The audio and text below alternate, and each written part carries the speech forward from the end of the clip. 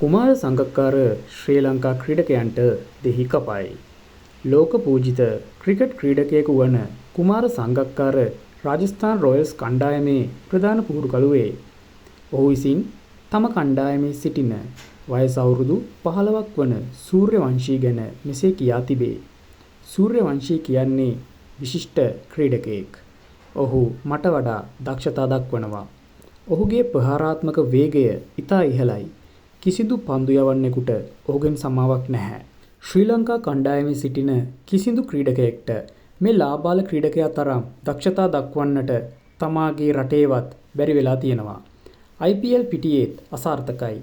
ඕවරයක් දාන්නවත් බෑ ආබාධයකට ලක් වෙනවා. කණ්ඩායමකට උවමනා අවස්ථාවකදීවත් කණ්ඩායමක් දිනවීමට ඔවුන්ට බෑ.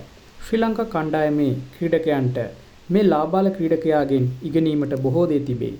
යනුවෙන් සංගක්කාර මාධ්‍ය හමුවකදී කියා තිබෙනවා. ශ්‍රී ලංකා කණ්ඩායම ගැන ඔයාලට හිතන දේ පහලින් කමෙන්ට් එකක් දාගෙන යන්න අමතක කරන්න එපා.